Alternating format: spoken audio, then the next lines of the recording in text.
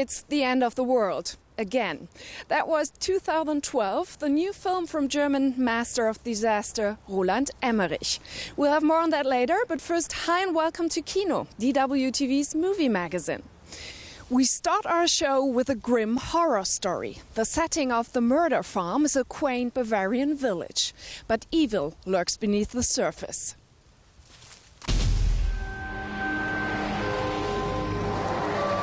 Bavaria in the 1950s. A tiny farming village. It's an idyllic setting, but it's deceptive. A foul secret lies over this village, as Katrin discovers when she comes home to bury her mother.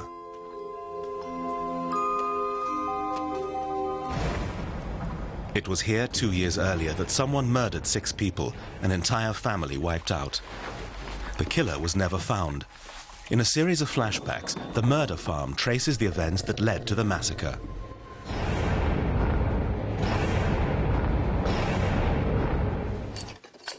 But this is more than just a whodunit. It's a disturbing study of a community poisoned by guilt and suspicion.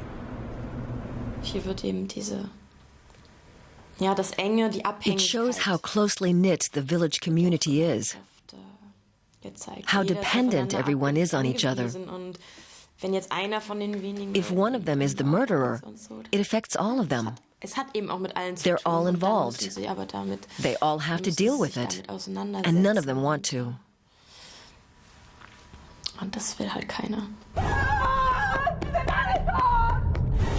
Everyone is horrified. Then they look away. The village tries to hush it up, but paranoia reigns. Everyone suspects everyone else. Aua, du hast was gehabt mit der Barbara. Aber der kleine Josef war nicht von dir. Musst du immer den Gendarm spielen, Traudel? Einer muss ja gewesen sein. Ha? Kathi. The story is set just after World War II and deals with the question of communal guilt, a typically German tale. This idea of fear, of being driven by fear, is very widespread here. That's what director Bettina Oberli wanted to show in this film. The villagers' complicity, because they ignored the signs of what was happening. They chose to look away.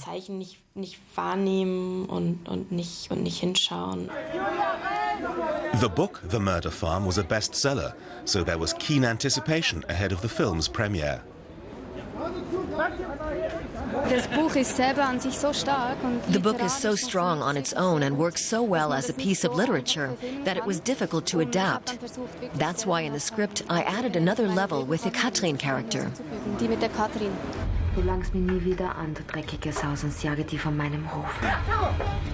As in the book, the village hides dark secrets. Incest on the Danner family farm, the brutal authority of the church. The actors' intense performance and the nervous camera work create a creepy, unpleasant atmosphere, as does the eerie setting.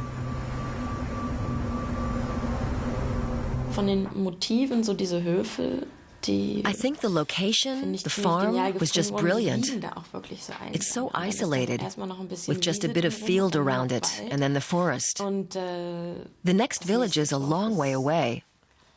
I think it was good for the film, but shooting there wasn't the most pleasant experience, I can tell you that.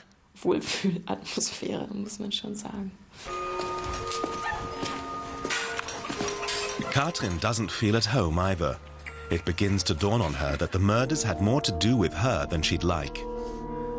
A secret shrouds her dead mother and the father she never knew. Suddenly, she finds herself in danger.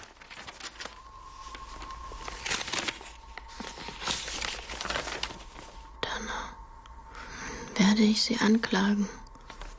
Es ist mein gutes Recht, denn sie haben damals...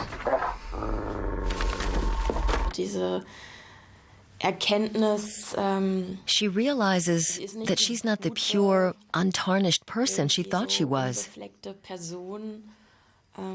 She realizes that there's more to this world, and she can't go on living the way she had been up to then.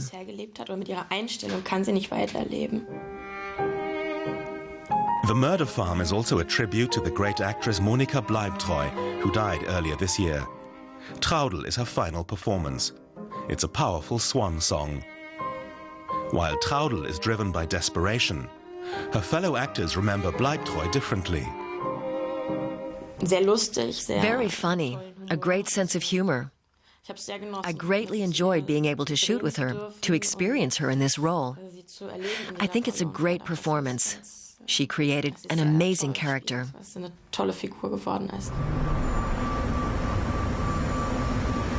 The Murder Farm is a film that gets under your skin.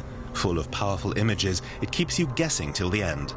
The audience is left with the same questions that plague the villagers. And you have to ask yourself, would you also have stayed quiet and looked away? We leave creepy Bavaria now for a look at world cinema. Here in Berlin, a group called the World Cinema Fund helps filmmakers around the globe get their stories told.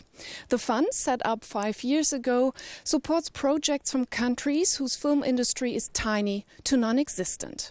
Thanks to the fund, several gems of world cinema have made it to the big screen.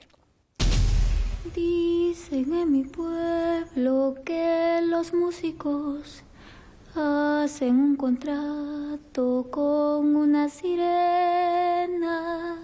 Si quieren saber. Sometimes it's easier to address sorrow and abuse in song than in speech.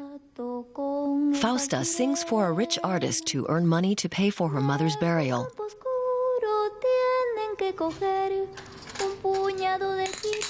Si tú me cantas, yo te regalo una pepita.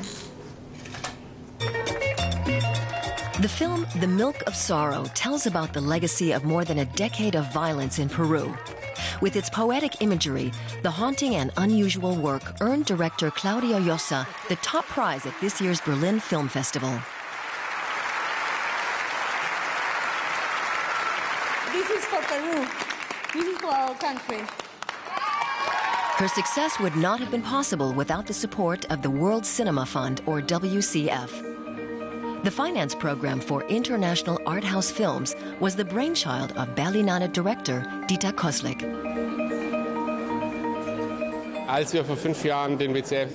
When we launched the WCF 5 years ago, there was a need to help in countries where there was no fully developed film industry, where there was very little funding. It had always angered me that here in Europe, not that we have too much money for making films, but we could share some of it. Sharing meant funding for filmmakers in Latin America, Africa, and the Near East. From Turkish family dramas to portraits of women in Mali, the WCF has so far helped support production and distribution for some 70 films. Sonja Heinen is the WCF's project manager. She helps select the films.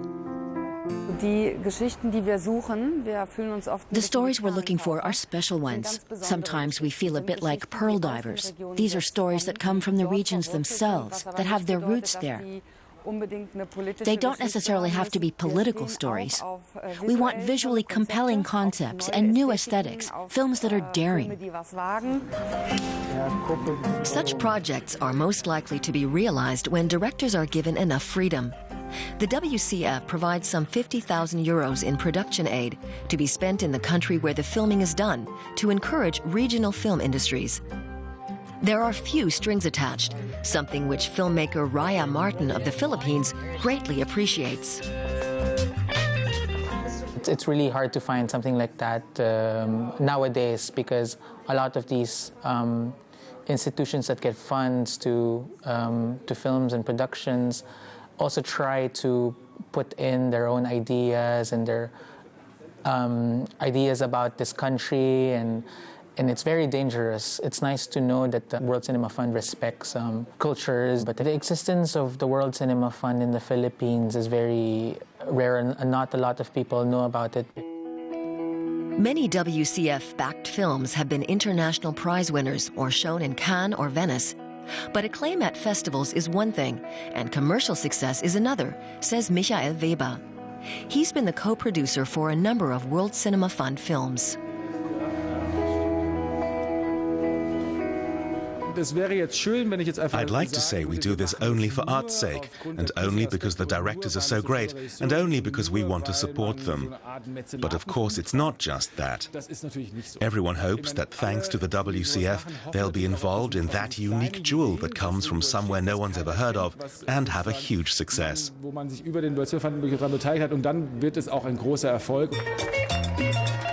But such success stories do exist, like The Milk of Sorrow. The rights to this unusual film have already been sold to 30 countries.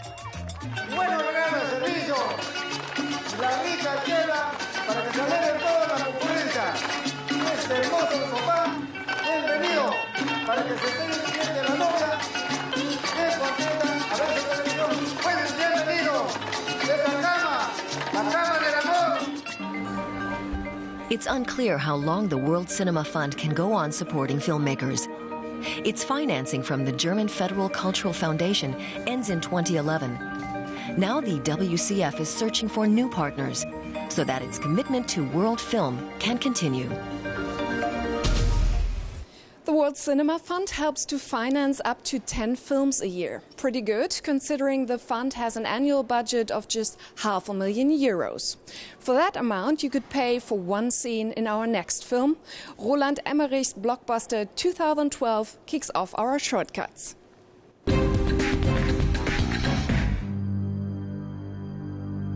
California is going down. God, you sound like a crazy person. The governor just said we're fine now. The guy's an actor. He's reading a script. When they tell you not to panic, that's when you run.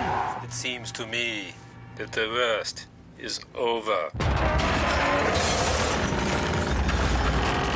Sometimes you should listen to your ex-husband, especially when he knows the date of the apocalypse, December 21st, 2012.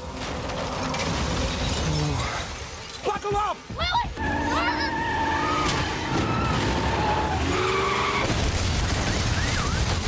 The epic disaster movie by German director Roland Emmerich cost $200 million. The bulk of it was created on the computer. The results are breathtaking. The end of the world never looked so good. Whole nations torn asunder. Civilization washed away with a 5-mile-high tsunami. Bye-bye, planet Earth. The villains in Emmerich's film are the politicians who decide who lives and who dies. The director takes special pleasure in wiping them out, his own political critique. I always wonder, what are they really up to at those G8 summits? Why don't they allow cameras? It's really a basic question. I think politicians see themselves as better than the rest of us. It's a nice message, but it gets lost down the gaping hole of the San Andreas Fault.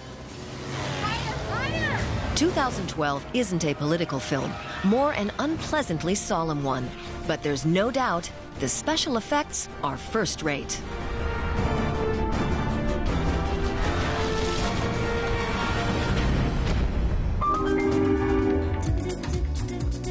The 2009 European Film Awards.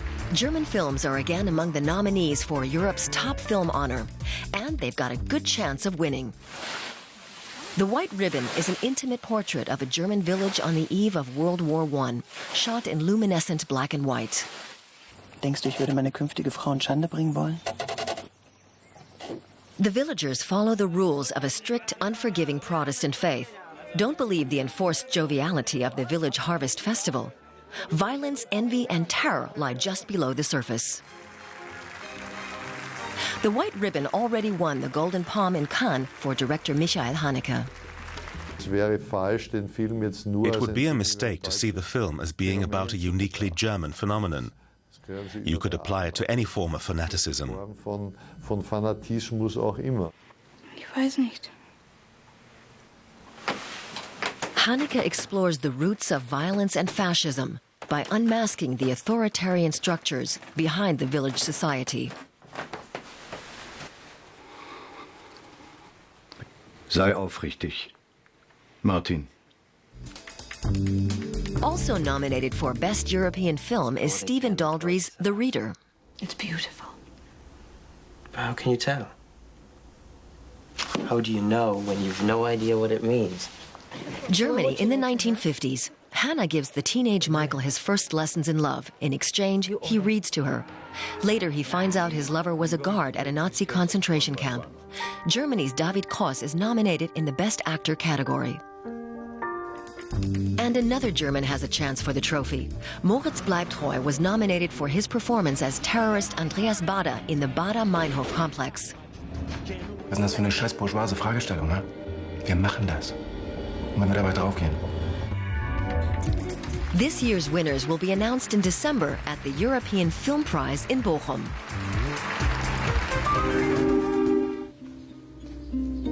Als ich in die Wohnung kam, war niemand zu Hause. Das ist jetzt 16 Jahre her. Ich habe meinen Mann seitdem nie wieder gesehen. Her husband has left for no apparent reason. This Is Love is a film about the scars left by love. Wie alt ist sie denn? 7, 8 Jahre alt. Two men buy girls in Vietnam, freeing them from prostitution only to sell them to adoptive parents in Germany. Chris, who has pedophilic tendencies, falls for the 9-year-old Jentsch. It's a fight between fatherly love and sexual desire. Then the two stories intertwine. The woman, a police detective, meets the man after the girl goes missing. Erinnerst du dich an mich? Ja?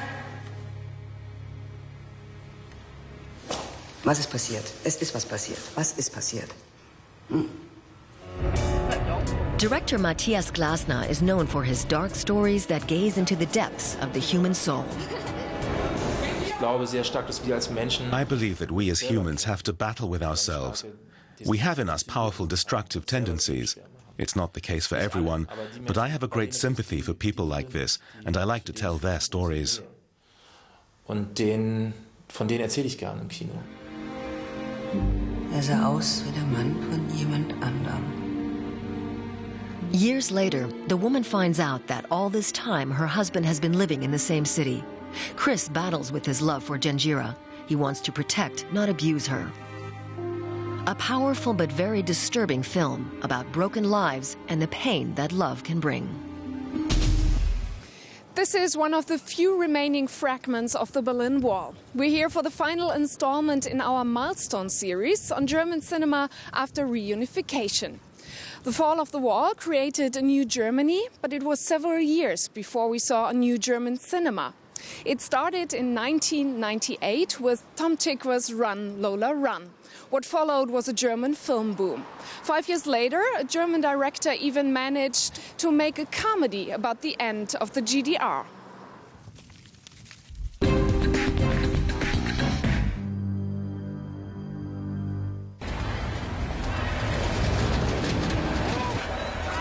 East Berlin in 1989, the days of unrest shortly before the fall of the wall. Christiane, a loyal Communist Party member, sees her son Alex being arrested by the police. The shock literally knocks her out.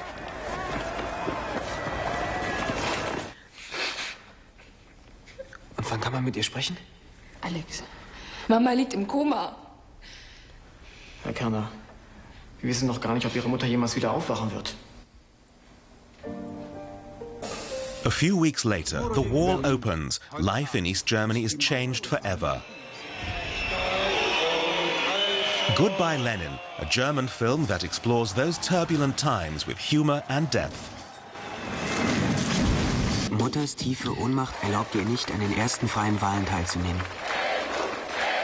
Sie verschlummerte, wie Ariane ihr Studium der Wirtschaftstheorie schmiss. Guten Appetit und vielen Dank, dass Sie sich für Burger King entschieden haben. Und ihre ersten praktischen Erfahrungen mit der Geldzirkulation machte. Der Schlaf ersparte ihr den Einzug von Arianes neuem Lover, Rainer, Klassenfeind und Krelettenchef.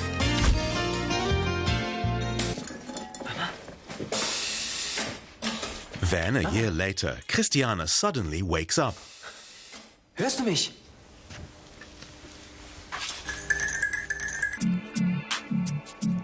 Kirsten Niehus heads the Berlin-Brandenburg Media Board, which subsidizes film productions in the region. She's convinced that Goodbye Lenin will prove to be a classic of German cinema. Among the films of the post-reunification period in Germany, Goodbye Lenin is surely a milestone because it brings together so many things for the first time, like comedy with a backdrop of politics and contemporary history, as well as a major theme like the breakdown of socialism packed in a mother-son story. It's quite unique.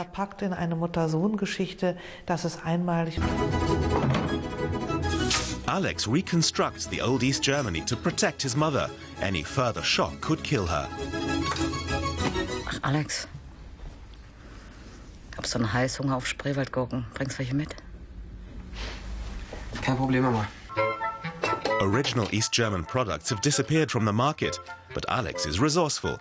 Still, things start to get out of control. Was ist denn das? Das ist... Ja, was soll denn das? Das ist... Ja, ich weiß ja auch nicht, was die Genossen da wieder, also... Bis zum Zeitpunkt von Goodbye Lenin hat eigentlich... Up until Goodbye Lenin, no one had found a way to approach this subject with both respect and humor. It really made waves in Germany. And this absolutely brilliant treatment of the topic reached people all over the world. Diese ja geradezu genialische Behandlung des Themas in die Welt ausgeströmt. Goodbye Lenin garnered 9 German Film Awards, the prize for Best European Film, and numerous other international trophies. People all over the world thronged to the box office to see it. The years after reunification marked a change in German filmmaking style. In his 1998 Run Lola Run, Tom Tückwer had already shown that cinema made in Germany could be fast-paced and innovative. Then in 2003, Carolina Link won the Oscar for Best Foreign Language Film for Nowhere in Africa. The story of a Jewish family that fled from the Nazis to run a farm in Kenya received international acclaim. Karibu Rongai. The fact that Carolina Link won the Oscar for Nowhere in Africa did more for the standing of German cinema than any PR strategies. A new generation of filmmakers was conquering the world stage, like Fatih Akin. His Head On took all the top prizes, including the Berlinale Golden Bear. The film's a drama about love, featuring characters torn between life in Germany and Turkey. Danke. Was soll ich denn jetzt machen? Dich küssen oder was? Später. Was? Später. No one before had told the story of Germany's immigrant Turkish community with quite such intensity and authenticity. All this made German films big box office draws. 1 in 3 tickets sold in Germany last year was for a German film, double that of the 1990s.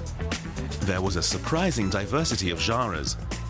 Many films dealt with the Nazi period and recent German history. In addition, filmmaking in Germany has undergone an enormous professionalization over the past 10-15 years. Film was no longer a form of artistic expression for its own sake, but apart from the comedies, people were putting a lot more thought into how to make serious themes accessible to audiences. Schwierigere Themen trotzdem einem Publikum zugänglich machen kann. And Goodbye Lenin is certainly a superb example, a tragicomedy told with great sensitivity.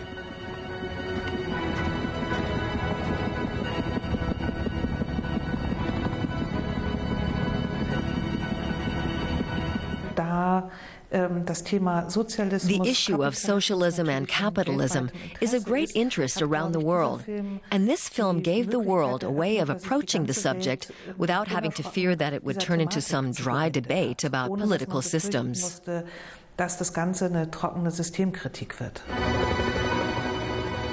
Goodbye Lenin, a milestone in the history of German film.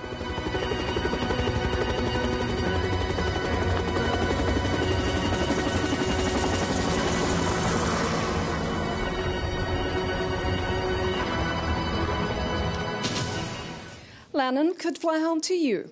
We're giving away the DVD of Goodbye Lenin, a milestone in German cinema. For a chance to win, just write to us and tell us what you think of our show. Good luck, and here's our email address, kino@dw-world.de. That's all for today. We're back in December with our holiday edition, where we'll look back at the best in German cinema in 2009. Until then, we'll see you at the movies.